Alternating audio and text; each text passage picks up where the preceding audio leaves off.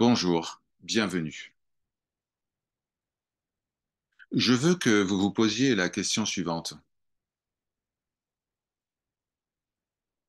Quelle est ma véritable intention lorsque j'écoute des partages tels que celui-ci? Pourquoi ai-je décidé de venir en satsang? Qu'est-ce que je veux accomplir? Qu'est-ce que je recherche? Si vous êtes honnête avec vous-même, vous découvrez que la plupart des gens souhaitent devenir de meilleurs êtres humains. Oui, ils veulent améliorer leurs affaires, leur santé, leurs finances, leur travail, leurs relations, leur statut. Et bien sûr, vous savez que avoir cette intention en venant ici n'est pas approprié. Pourquoi? Parce qu'ici, nous ne sommes pas intéressés par votre humanité. Une des fondations de cet enseignement est que vous n'avez jamais été un être humain. Vous n'êtes pas votre corps, vous n'êtes pas votre mental, vous n'êtes pas celui qui agit. Améliorer votre qualité d'être humain, c'est de la folie. Vous n'essayez pas de devenir une meilleure personne. Vous êtes ici pour réaliser que vous n'avez jamais été un être humain. Vous êtes ici pour focaliser votre attention sur ce qui est divin, le soi, je suis, jusqu'à ce que la croyance que je suis un être humain soit transcendée, transmuée. Ceci est appelé libération, éveil. C'est le souvenir de votre véritable nature. Et vous vous rappelez que vous avez été toujours libre. Parfois, c'est difficile à comprendre. Mais je suis en train de mourir d'une maladie grave. Que va-t-il se produire si je deviens pauvre? Et si des gens essayent de me tuer? Comment je peux oublier tout cela? Si je m'éveille, que va-t-il arriver à mon corps? Est-ce que la maladie va persister? Est-ce que la pauvreté va se manifester? Est-ce que certains peuvent me blesser, me faire du mal? En posant ce type de questions, en fait, vous vous dirigez dans la mauvaise direction.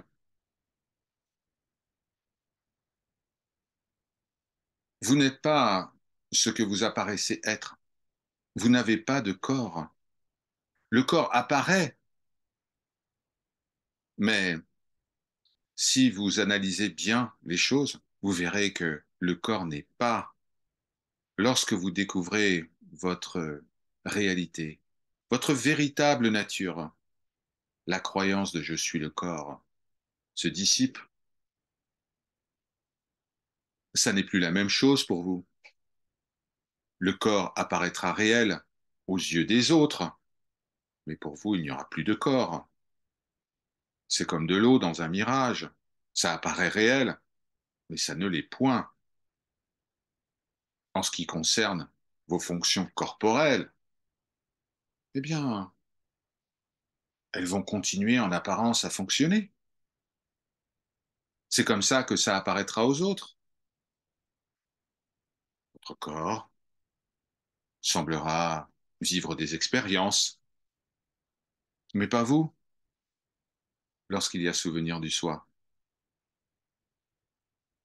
Il semblera que vous êtes l'auteur des actions du point de vue des autres, mais plus de votre point de vue.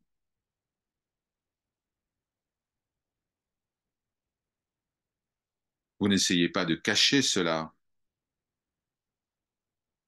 Vous n'essayez pas de vous convaincre que vous n'êtes pas le corps. Vous ne prétendez pas. Vous ne vous identifiez même pas avec quelque chose qui vous fait penser que vous n'avez pas de corps. Vous êtes simplement réalité absolue. C'est ce que vous avez toujours été, pure conscience. Sat, Chit, Ananda. Je suis ce que je suis. C'est votre vraie nature.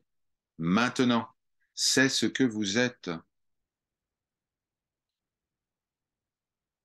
C'est pour cela que, pour certains, c'était difficile de comprendre lorsque des êtres comme Sri Ramana Maharshi ou Ramakrishna mouraient d'un cancer. Les fidèles pleuraient, sanglotaient. Et aussi bien Ramana que Ramakrishna essayaient d'expliquer, ne soyez pas fous, je ne vais nulle part, je vais là où je suis toujours. Ce que vous voyez n'est pas la réalité. Et pourtant, les fidèles ne pouvaient pas comprendre parce qu'ils considéraient la situation d'un point de vue humain. Et bien sûr, de ce point de vue, il y a souffrance, il y a la mort, il y a la naissance, il y a la misère, il y a plein de choses. Et il y a aussi des choses très belles. Mais tout cela fait partie de Maya, de la grande illusion. Alors, essayez de comprendre cela. Tout est parfait. Il n'y a pas de quoi s'inquiéter. Tout se déroule exactement comme cela doit se dérouler. Plus vous pensez à votre corps pour l'améliorer, plus le corps va se détériorer. Parce que vous allez utiliser votre mental pour projeter des attentes. Quand je vous dis ne vous inquiétez pas au sujet du corps, je sais de quoi je parle. Votre corps n'existe pas. Il n'a jamais existé. Il n'existera jamais. Votre véritable nature est une joie illimitée, l'amour inconditionnel, la paix. Vous n'êtes pas ce que vous semblez être.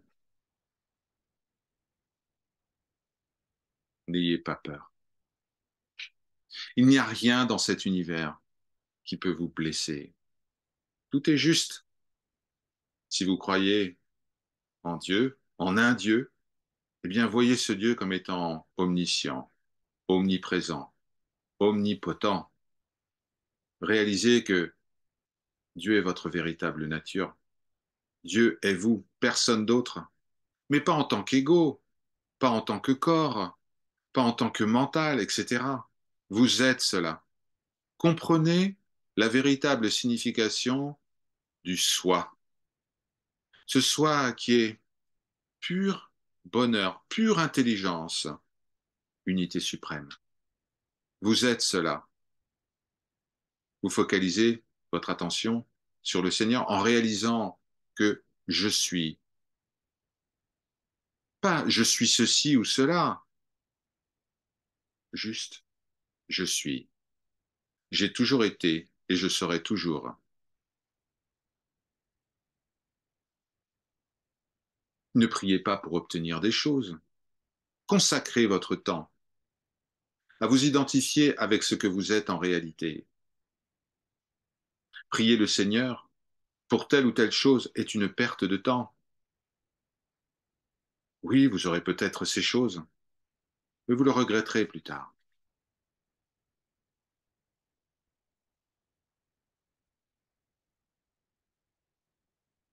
Ça me rappelle l'histoire de cette personne, un chrétien, qui avait besoin de 50 000 $ pour rénover sa maison. Alors il va à l'église et il parle au prêtre. Il dit, mon père, je suis venu dans cette église depuis que je suis un jeune enfant. Maintenant, j'ai besoin de 50 000 $ pour refaire ma maison. est-ce que je peux les avoir? Et le prêtre dit, mais mon fils, nous ne prêtons pas d'argent ici. Nous ne donnons pas d'argent. Rentrez chez vous et priez Jésus, et peut-être que vous l'aurez.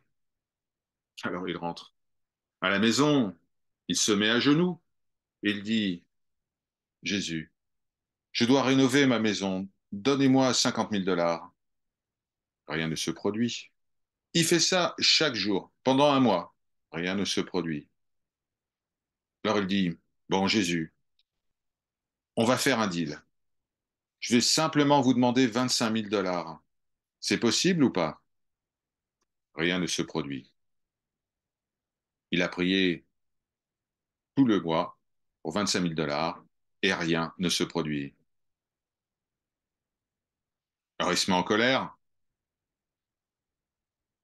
il se lève au milieu de la nuit, il se rend à l'église, et puis il y vole la statue de la Sainte Vierge, la mère du Christ.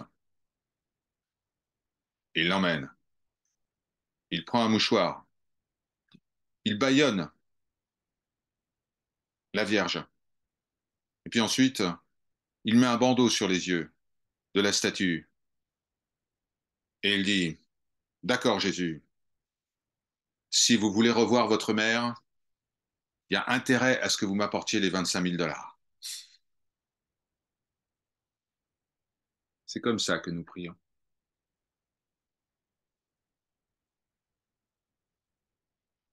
Nous pensons que le Seigneur va nous accorder des faveurs si nous prions suffisamment.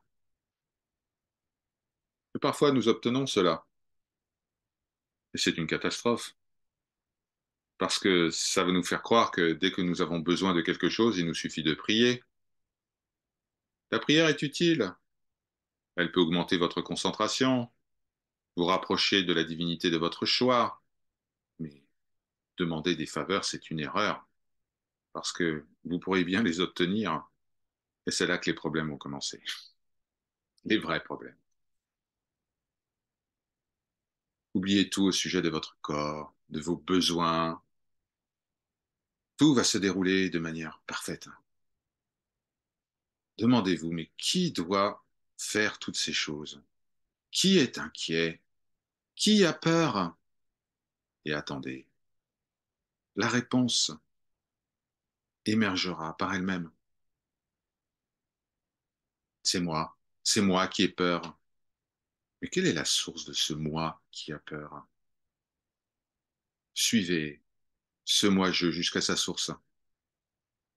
En suivant le moi-je, eh bien, en résidant en lui, vous ne ferez plus qu'un avec la source et vous serez libre. Ce que je vous dis, c'est que vous devez mener une vie simple. Simplement se demander, mais qui suis-je?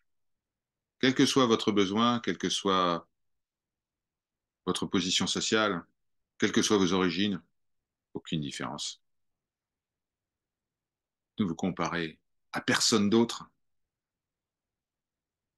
Continuez à vous poser la question, qui suis-je? Quelle est mon origine? Quelle est la source de ce moi-je? Suivez ce moi-je jusqu'au cœur spirituel, au centre, et permettez à ce moi-je de fusionner avec sa source. Le cœur spirituel dont il est question ici est le soi, il est infini. Observez cela. Soyez conscient des pensées. Lorsqu'une pensée émerge, que ce soit une bonne pensée ou une mauvaise pensée, demandez-vous, mais à qui cette pensée apparaît-elle? Faites ça toute la journée. Fixez votre attention sur vous-même. Souvenez-vous, lorsque vous demandez qui observe ces pensées, eh bien, observez ces pensées qui se manifestent dans votre champ de conscience. Devenez le témoin. Continuez. Vous pouvez faire cela lorsque vous êtes en train de méditer, mais vous pouvez faire cela aussi toute la journée, même quand vous dormez. Oubliez tout au sujet du temps. Oubliez tout au sujet du monde. Souvenez-vous, lorsque je dis oubliez tout au sujet du monde, je ne dis pas ignorez vos responsabilités. Ce qui doit être fait sera fait. Il y a une puissance qui sait exactement prendre soin de ce qui semble se dérouler, de ce que vous appelez aujourd'hui la réalité de ma vie.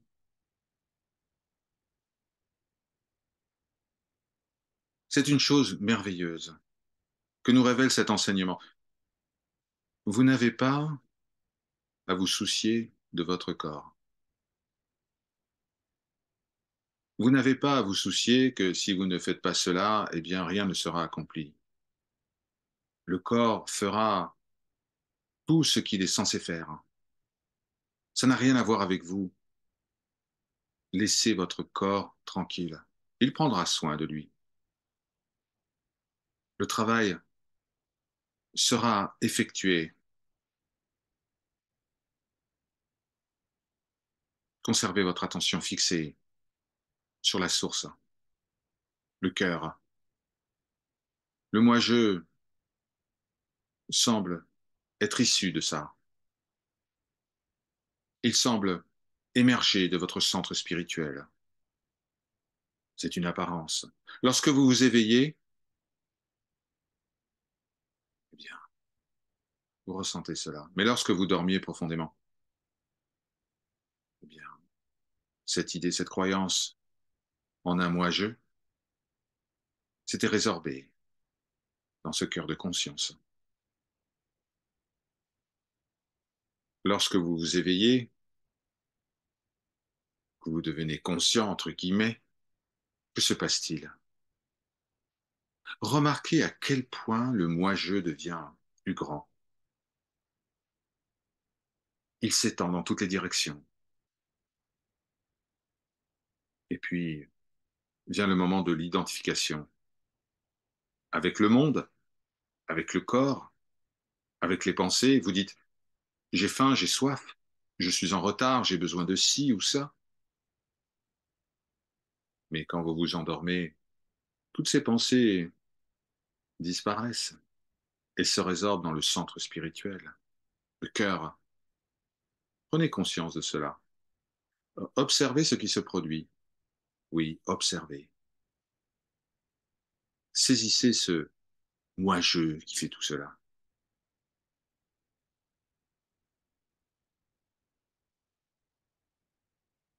Par sa grâce, Om Shanti, Shanti, Shanti.